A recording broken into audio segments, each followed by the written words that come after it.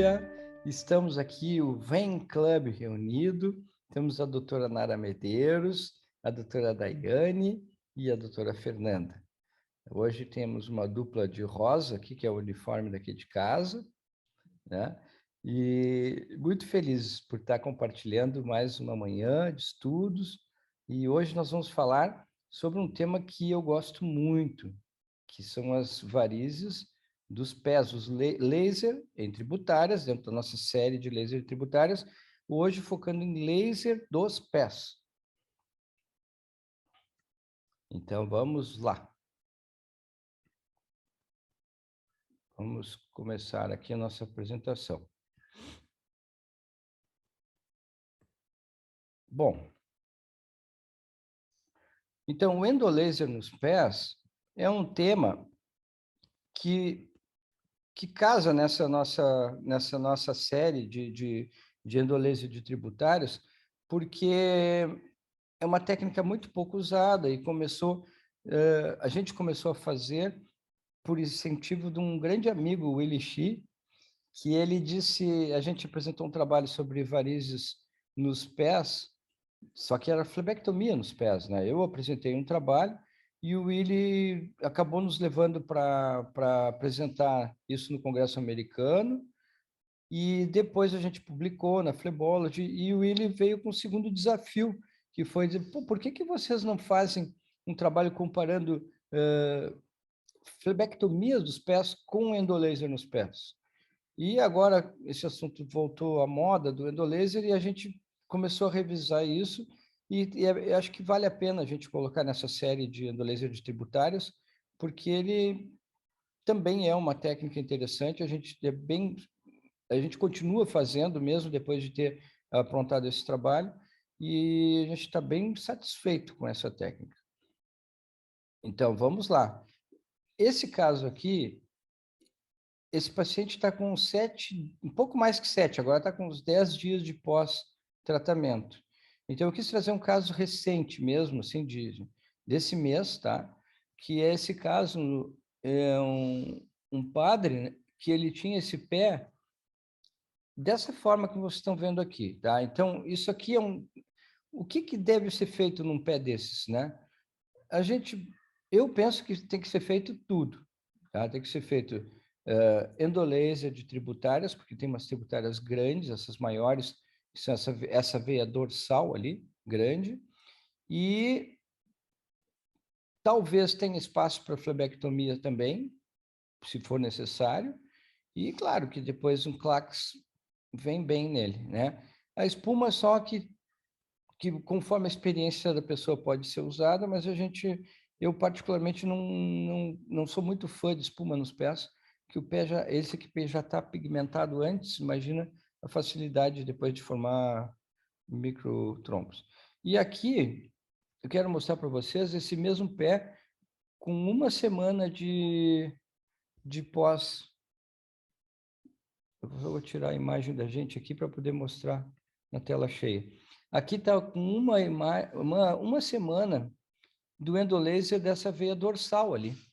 Então, agora, hoje, esse paciente está marcado para mim na clínica, que nós vamos fazer o endolaser dessas tributárias pequenas que sobraram, que vai ser um mini laser.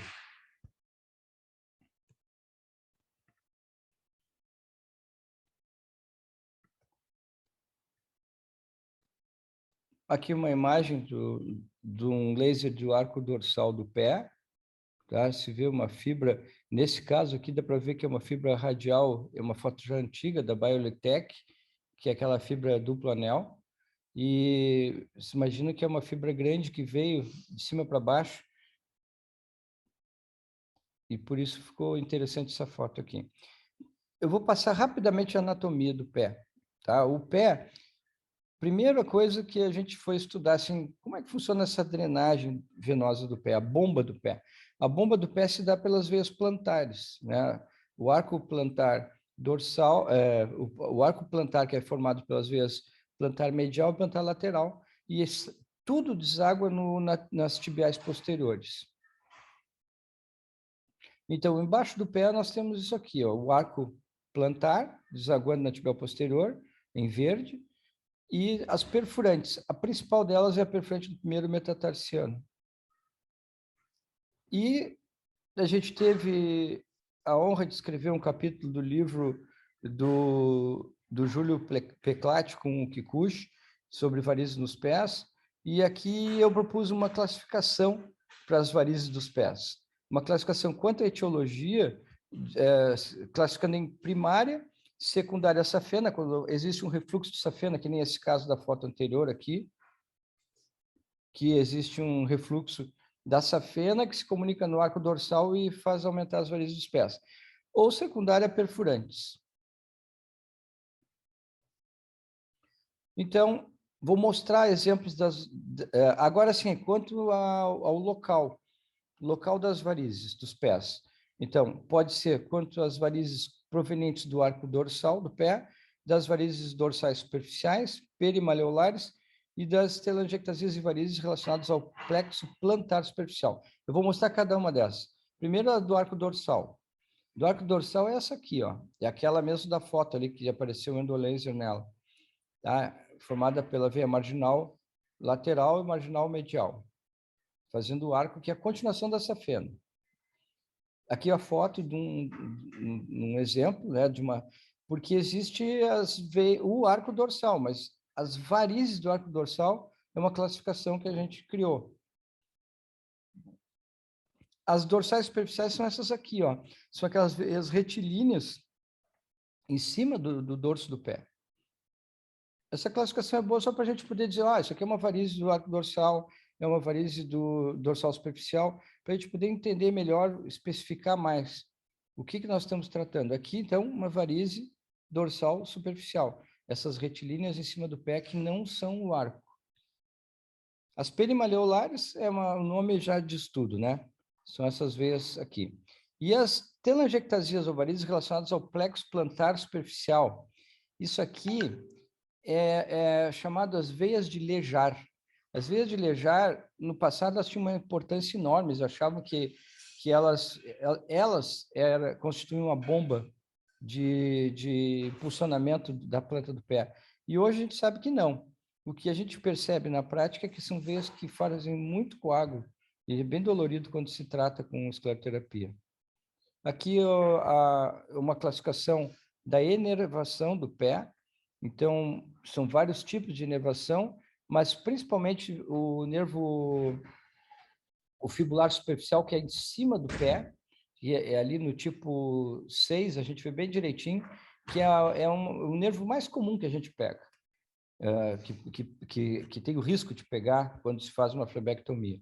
Depois tem o nervo safeno e o nervo sural do lado de fora do pé.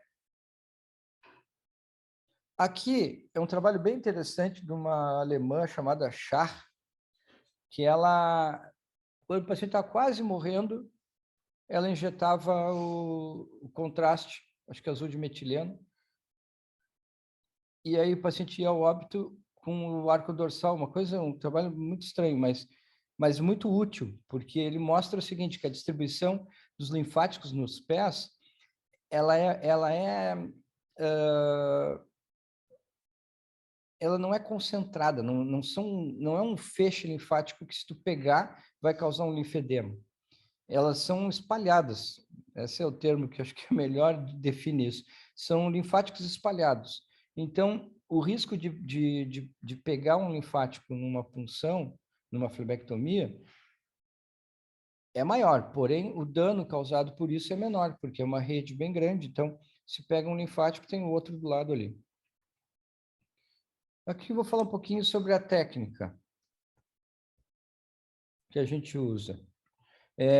A melhor posição para abordagem dos pés vai depender... Agora sim, agora entrei em laser, tá?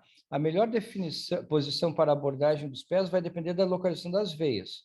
O paciente é colocado em decúbito dorsal, com rotação externa da coxa e leve flexão do joelho, tipo batráquio. As veias da face lateral do pé e arco dorsal superficial são melhor funcionadas com o paciente em decúbito dorsal e com a planta do pé apoiada sobre a mesa cirúrgica. Caso a anestesia seja local, após a identificação do ponto de entrada ideal, é feito um botão anestésico lidocaína 1% e bicarbonato de sódio, 1 molar, na proporção de 1:10. Quando a veia a ser puncionada tem trajeto retilíneo, diâmetro maior que 3 milímetros, realizamos punção com realização de angiocat número 16. A progressão desse será feita sob visualização ecográfica, um pouco adiante da região onde foi feito o botão anestésico, tão logo a veia seja aparente no ultrassom. Durante a punção, mesmo observando o refluxo de sangue, ainda recomendamos progredir mais alguns milímetros. Isso é uma coisa que a gente faz em todas as tributárias. Então, não basta puncionar, a gente punciona e começa a avançar para dentro da veia o máximo que for possível, porque isso dá muita segurança para não perder o acesso. Devido à agulha ser mais longa do que o introdutor. No caso, quando se usa também o introdutor, o 4F, a gente tem que então, quando entra, tem que ir um pouco adiante. Uma vez funcionado com segurança, procede-se à introdução da fibra até o ponto desejado. Se a fibra escolhida for a reta, recomendamos fazer a punção através da agulha 40x16, com a fibra parcialmente introduzida nela. Então, logo identificado o refluxo, já pode progredir com a fibra cuidadosamente, desde que não haja resistência sob o risco de perfurar a veia. Uma vez posicionada a fibra, procede-se a tumescência com agulha 27x7, sob visão ecográfica. Às vezes, para se conseguir um plano de clivagem ou uma melhor superfície de contato para o transdutor do ecógrafo, pode ser feita uma injeção inicial da tumescência, sob visão direta para progredir a visão ecográfica. O que acontece é que o pé, às vezes é magrinho e tu não consegue colocar o transdutor direto em cima da veia. Então, tu faz uma pequena tumescência para ficar mais retinha a superfície da pele, para acomodar melhor o transdutor do ecógrafo. Pode ser feita a injeção inicial da tumescência sob visão direta e progredir com a visualização ecográfica. A visão ecográfica deve ser feita com um aparelho que permita boa definição da imagem, a identificação do adequado afastamento dos tecidos da veia a ser ablada. É importante que a ablação seja feita imediatamente após realizada a tumescência, porque a gente faz a tumescência e ela vai murchando. Se tu deixar muito tempo, perde o efeito protetor da tumescência. Utilizamos a tumescência gelada com Ringer, lactato e lidocaína na concentração de 0,25 com vasoconstritor. Partindo de uma energia pré-fixada de 6 ou 8, a gente calcula a intensidade de energia necessária a partir da visualização direta da ablação da veia, que é a formação de um cordão perolizado, compensando a necessidade maior ou menor de energia, ou seja, o lead a gente não vai regulando para cada diâmetro, a gente vai na velocidade da mão. Então, ou menor energia com velocidade de tração, que varia entre 1 e 3 milímetros por segundo. Cuidado extra deve ser feito na observação da ponta da fibra, que por fato dela, ela pode, como ela é reta e dura, ela pode se projetar contra a pele, e aí tem o risco de queimar a pele.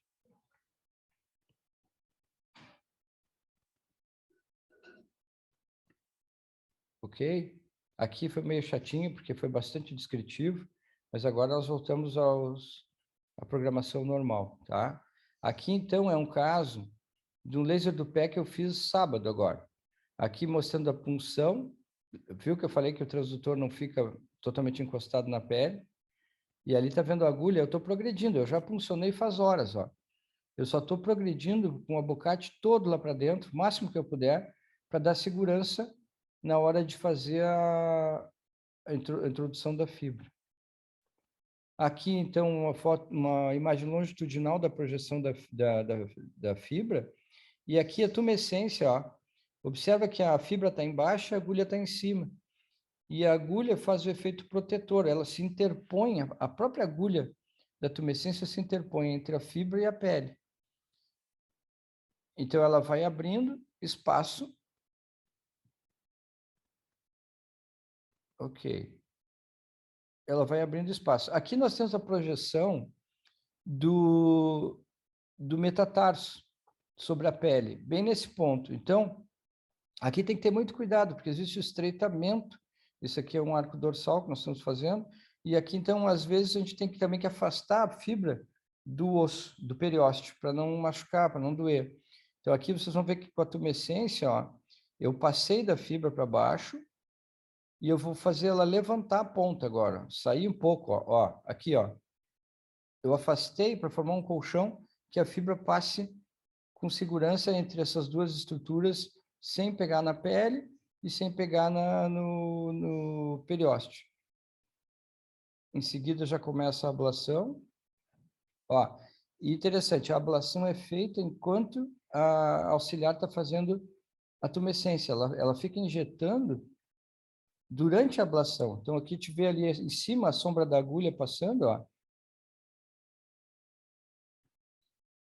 Enquanto está fazendo a tumescência em cima, entre a pele e a fibra, a gente está tracionando a fibra e mantendo com a tumescência gelada, fazendo que isso dê um efeito para proteger a pele. Isso é uma dica que só quem assistir no YouTube nosso vídeo vai saber. Vamos lá. Aqui, então, começa a aula que a gente apresentou lá no Cortina d'Ampezzo, na VWin, na Itália, que é o nosso trabalho que vai ser publicado agora, já está em revisão.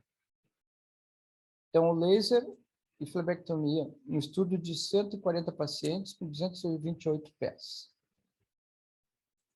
Esse trabalho foi desenvolvido, então, na Clínica Albernaz, por esse que vos fala, a Daiane, a Fernanda, que também está aqui, né, é o nosso grupo, e com a participação especial do Fabrício, foi o que está fazendo papel de revisão, o Willy Xi também, e o Alexandre participou também, porque ele tem uma experiência prévia, assim, de tratar casos de laser nos pés, e 10% da amostra veio da clínica dele. Então, nosso objetivo é revisar e comparar os pacientes submetidos a varizes nos pés, ou endolaser, ou flebectomias. Então, o trabalho se desenvolveu desde outubro de 2016 até novembro de 2018, e a gente continua fazendo na nossa rotina. Aqui é interessante, os pacientes foram selecionados, não foi critério aleatório. Aqui, como era a nossa amostragem, então, 37% fez laser e 63% flebectomias, a maioria mulheres, a média de 152 anos. Os critérios anatômicos para indicação de uma técnica ou de outra foi o seguinte: se os vasos eram muito grudados na pele, ou se eles eram muito tortuosos, a gente então deu preferência para a flebectomia. Se eram vasos como esse da foto aqui, retilíneos, veias grandes, a gente então fez preferência por laser, endolaser. Esses pacientes foram tratados junto com outros procedimentos de laser nas safenas, nas polidocanol, flebectomias, e o follow-up de 1 semana, 1 mês, 3 meses. Os pacientes foram avaliados no pré e no pós, o CEAP, VCSS e o qualidade de vida Berdim e as complicações. Aqui as complicações do grupo do laser. O que nós tivemos de complicações? Nós tivemos 11% de disestesias, ou seja, parestesias, anestesias, mas nenhuma dessas foi permanente, né? O granuloma é quando a gente, no local onde passou o laser, fica um caroço, um cordão fibroso. Pigmentação em 5%, depois o edema, dor persistente, a dor que passou de 1 semana, a gente precisou usar um analgésico depois, 2%, e o edema 1%. Linfocele 1, infecção 1 caso de ferida. Aqui, então, comparando os dois grupos, nós não encontramos diferença estatística nas disestesias. Isso aqui é uma mágica da estatística. Eu espremi a Daniela o que eu pude, a Daniela, a nossa estatística. Daniela, não pode, o grupo do laser deu o dobro de casos de disestesia e não houve diferença estatística. E ela disse, pode, Albernazio, e tanto pode como o teu deu. É isso aí, não há diferença estatística. Teria que aumentar a amostra ter pelo menos 250 lasers feitos para poder ter certeza que não há diferença estatística. Mas dentro da amostragem que a gente fez, não foi encontrada, mesmo tendo o dobro de desestesias. Enfim, esse é o resultado. A gente está vendo aqui 11% de desestesias no laser e 8% na flebectomia. E a única diferença estatística que apareceu foi no granuloma, nos espessamentos, que só apareceu no laser, não apareceu nas flebectomias. Depois eu vou falar sobre isso. Então, as complicações da flebectomia. O grupo da flebectomia foi o que mais apareceu não complicações, né? A ausência de complicações foi em 90% das flebectomias e 72% no grupo do laser endovenoso. O edema foi pequeno nos dois, transitório, sem diferença. Pigmentação também foi pequena, sem diferença. Apesar de ter estatisticamente, apesar de ter um número maior, não houve diferença estatística.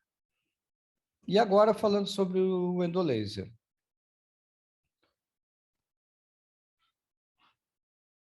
Aqui a desestesia, como eu já tinha falado, né? E aqui a induração, que é esse cordãozinho fibroso, que a gente relaciona isso com um lead menor, que agora eu já vou mostrar aqui em seguida. A dor persistente foi muito baixa, 1% e 2%, que precisaram analgésicos após, mas nenhum ficou mais que 3 meses com dor, nenhum dos dois grupos. Aqui houve melhora na qualidade de vida e no VCSS nos dois grupos. Melhora estatisticamente significativa do pré e do pós. Porém, entre os grupos, não houve diferença estatística. Entendeu? Então, por exemplo, a flebectomia melhorou, o laser melhorou. Os dois melhoraram estatisticamente. Porém, comparando um com o outro, não teve um que melhorou mais que o outro. Os dois melhoraram em proporcionalmente igual. Muito bem. Então, vamos lá. Aqui, ó. Observe uma coisa, a gente mediu o lead do laser feito nos dois grupos, tá? Desculpa, feito sim, nos grupos que tiveram esse cordão fibroso e o grupo que não tiveram. E a média do lead sem cordão fibroso foi 36. E a média do lead que fez cordão foi menor, foi 27. Isso aqui faz a gente desconfiar que esse cordão fibroso é para uma queima incompleta do vaso. Tá? Isso aqui fecha muito com o que o Dr. Prufer está falando, que ele não tem cordão fibroso nos lasers de tributárias dele e que ele usa leads maiores. Então, a gente vai ter que pensar justamente isso, a proteção da pele com o soro gelado, talvez com agulha para afastar da pele e aumentar a quantidade de calor. Isso, pelo menos pelo que a gente vem observando até agora, tem dado um resultado melhor. Não houve relação entre o fototipo e a pigmentação, então a conclusão é essa, né? Que o tratamento das varizes dos pés é seguro e efetivo.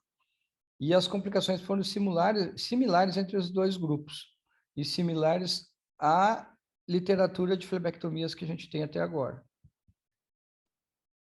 Muito obrigado. Isso aqui é uma foto que a gente tirou em punta. O Gabriel era pequenininho ainda, os pezinhos dele aí. Tem tudo a ver com o que a gente está falando. É foto que traz muito sentimento bom com a gente. Então é isso, tá? Então, isso que eu tinha para apresentar hoje, com esses detalhes técnicos, e deixo então vocês quiserem comentar mais alguma coisa também sobre o nosso trabalho. Eu vou deixar a Nara primeiro, depois a Daiane, depois a Fernanda, que é a minha ordem aqui, tá?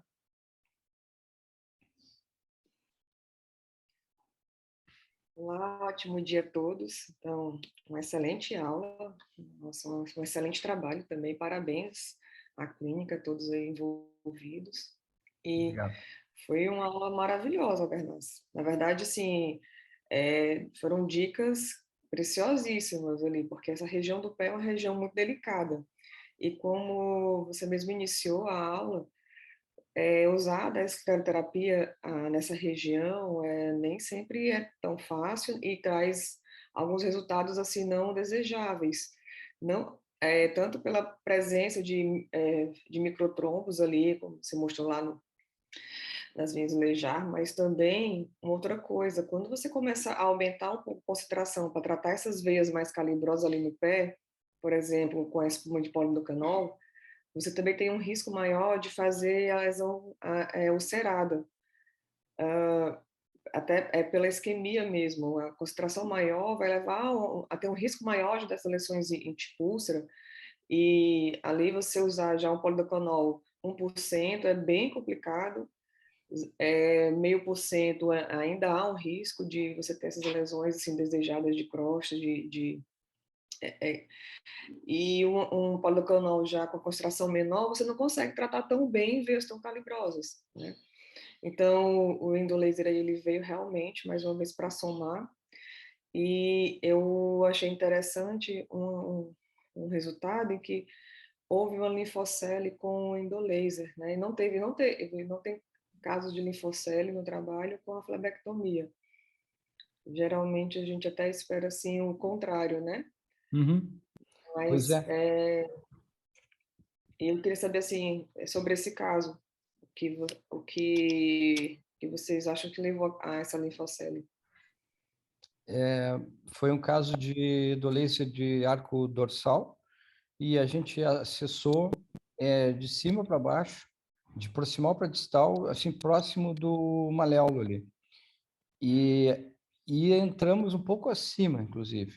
Nessa entrada na punção, que houve provavelmente a lesão do linfático.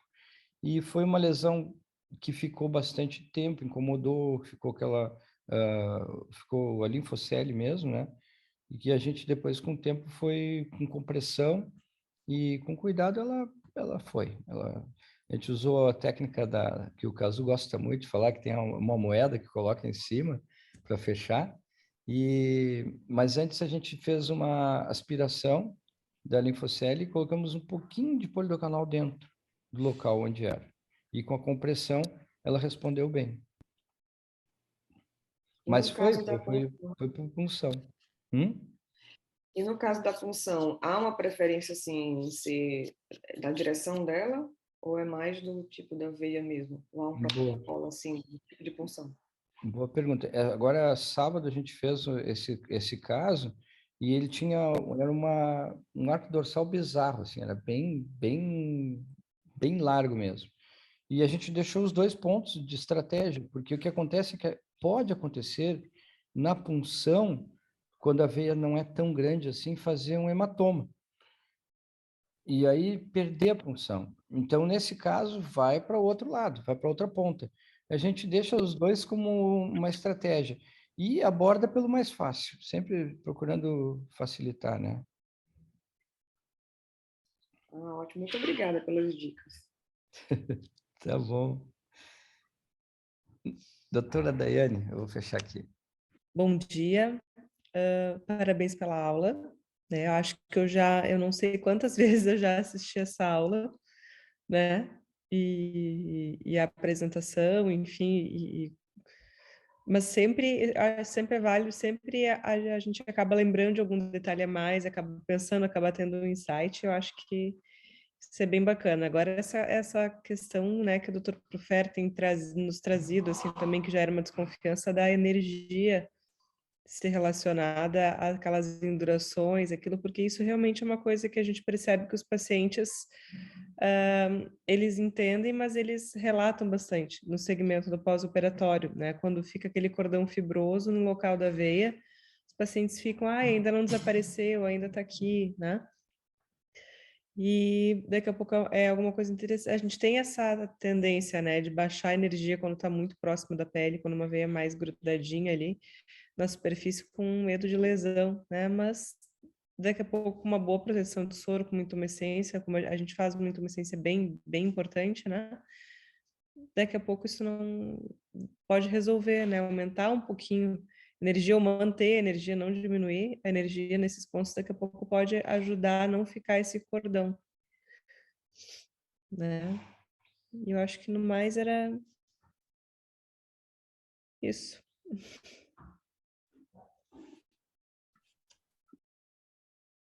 Muito bem. Então, agora vamos para o comentário da doutora Fernanda. Bom dia, tudo bem? Parabéns, Albernaz. Está sem áudio. Está sem áudio? Peraí, sou eu, Fernanda. Não, que não tá com... É sempre o volume muito, esquece. Tá bom. Deu? Deu. Bom dia, parabéns, Albernaz, pelo trabalho.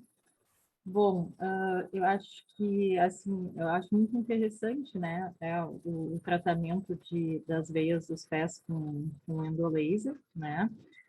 Eu concordo, assim, a única assim, observação que eu teria também seria a questão do lido, né, relacionado com as indurações, né, com aquele cordão fibroso que fica nos pés, que às vezes incomodam um pouquinho os pacientes. Eu não sei se já tem alguns dados das energias utilizadas nos pacientes que tiveram essa induração, qual é que foi a energia utilizada em relação aos outros, se chega a ter essa... Sim, a gente falou ali no trabalho. É mais ou menos 26 joules por centímetro os que tiveram duração. E 37, se não me engano, é tipo assim, de 20 e poucos para 30 e poucos a diferença. Não foi uma diferença estatisticamente significativa. Mas ela reflete que sugere que possa ser isso, né? E agora a gente tem cada vez feito mais usando leads mais altos. Legal. E isso é interessante porque pode ser modificado, né? A gente vai aperfeiçoando e daqui a pouco porque foi o único que teve diferença na estatística, foi esse cordão fibroso. Então, provavelmente, aumentando essa energia, né? Talvez a gente talvez essa diferença não exista mais, né? Eu acho que seria isso, assim, que eu anotei. E também a questão ali quando colocaste a seleção dos pacientes, né? Que aqueles pacientes que apresentam veias mais retilíneas, isso novamente a gente cai lá no mesmo, né? Sempre a importância da seleção, né? Desses pacientes com veias mais retilíneas, a fibra vai progredir, né? De uma forma melhor e a gente consegue ter um resultado mais adequado. Legal. Essas eram as minhas observações. Isso é super importante que o resultado do tratamento ele é definido na escolha do paciente, na escolha da técnica, não depois. Por quê? A gente sempre tem um princípio de ir pelo simples, pelo fácil, tentar facilitar muito o procedimento. Então, agora um feedback assim já de bastante tempo de experiência, né? Imagina, começou em 2016 e a gente sábado agora fez um caso, a gente vem fazendo direto ainda, não parou, não desistiu da técnica. Por quê? Porque a técnica é boa. Se souber indicar bem. Então tem casos que hoje eu prefiro fazer o endolaser do que fazer flebectomia. O paciente tem essas veias grandes do pé, sintomático, são veias mais retilíneas, é muito mais fácil passar o laser, fechar essa veia, do que fazer corte, ainda mais que a gente tem feito bastante coisa com anestesia local na clínica, a gente vem mudando a forma de trabalhar, e com anestesia local na clínica, fazer uma técnica fechada, sem sangramento, dá mais segurança, é mais fácil. E queria reforçar só essa dica da interposição da agulha do que coloca a tumescência entre a veia e a pele. Então, a gente vai puxando os dois juntos, vai puxando a fibra e vai puxando junto a ponta da tumescência, sempre jogando soro gelado em cima de onde está sendo feita a tumescência. Isso tem dado bastante segurança para a gente em relação à proteção da pele e até deixando a gente abusar um pouquinho, né? Porque a gente, como a Fernanda falou, isso é um aprendizado, né? Toda essa estrada a gente ainda está aprendendo bastante essa técnica. E eu acho que é isso, né? Que a gente está... os dois pontos que eu queria ressaltar mais, né? O cuidado com a tumescência, a agulha em cima do ponto onde está a fibra, e dizer também que a gente continua indicando que vale a pena e que tem casos que realmente o laser mostrou melhor para nós do que a flebectomia para fazer nos pés. E dessa forma, eu quero encerrar. O Inara, quer falar? Bernardo, deixa eu só mais uma perguntinha antes de encerrar. Hum. Você falou da questão do lead. Qual foi o lead mais alto que você já usou, assim, né, nesses pacientes? De cabeça agora tu me pegou, eu não sei, tá? Eu te digo que em tributárias da perna tem vasos, tem vasos que a gente usa 100 joules. 100 joules. E quer dizer que, porque proporcionalmente ao tamanho da veia, a distância que se percorre e a intensidade que se coloca, a gente chega a leads bem altos, não, sem problema. Se tiver uma proteção boa da pele, não há problema de fazer. E E uma coisa... Hã?